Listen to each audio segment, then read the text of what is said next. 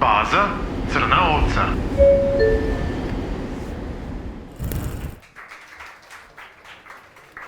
Dobar dan svima, moje ime je Tijana, novinarka sam po struci i pišem priče. Danas ću vam ispričati jednu. Pre 3 godine su 4 crne ovčice, 2 sa književnosti, 2 sa novinarstva, počele da okupljaju stado. Danas to stado broji oko 300 sebi sličnih i za nas pišu različite ovčice i jaganci. Ono što je bitno da mi danas okupljamo zajednicu od 19.000 ljudi. Ukoliko ste se zapitali ko se bavi ljudima koji na početku kreću da pišu, ko se bavi mladim pesnicima, mladim književnicima, ko se bavi blogerima, mi se njima bavimo. Njih osnažujemo i dajemo im neki vetar u leđa i mogućnost da objavljuju svoje sadržaje kod nas. Mi prikazujemo kulturu čitanja i pisanja na neki cool i popularan način. Do sada, ono što verovatno znate, je da za nas pišu različiti profesori, što sa književnosti, koji su sada na doktoratu. Ali ono što ne znate je da za nas piše profesionalni ronilac, jedan stomatolog i devojka koja radi u pekari. Jer mi podsjećamo da je potreba za umetnošću svima od nas. Želimo i fizički prostor, znači da se iz offline sfere proširimo, to jest da se iz online sfere proširimo i na offline sferu. Zašto? Zato što je jako bitno da dođemo do svih onih ljudi sa kojima smo se već i povezali na webu.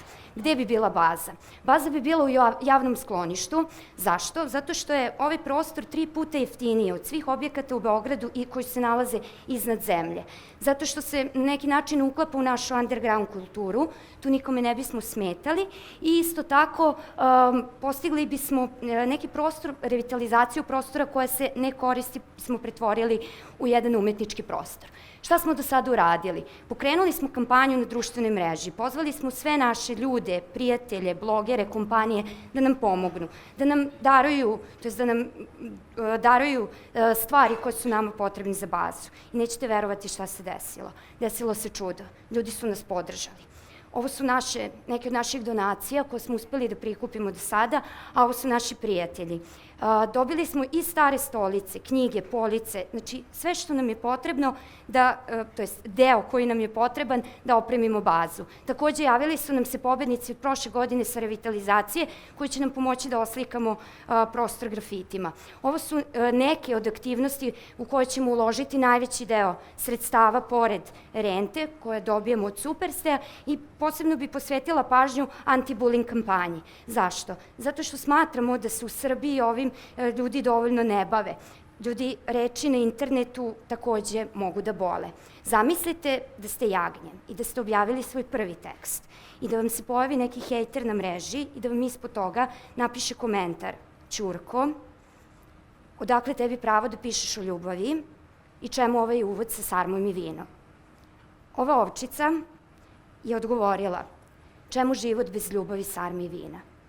Mi od tih belih jaganeca stvaramo crne ovce, osnažujemo ih i pomažemo im da dođu i da se lakše suoče sa svojom publikom.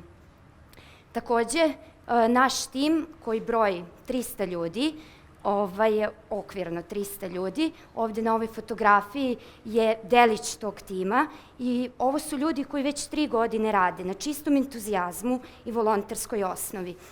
Trebalo bi mi barem jedno 5 slajdova da mi ispričam šta su sve uradili u offline-u. Mi možda jesmo ovce, ali smo uporni kao mazge i ostvarit ćemo ovaj san do kraja. Tako da, dobar tim, dobri saradnici, znanje, motivacija, energija, zamislite šta ćemo uraditi ako nam date novac. Hvala svima.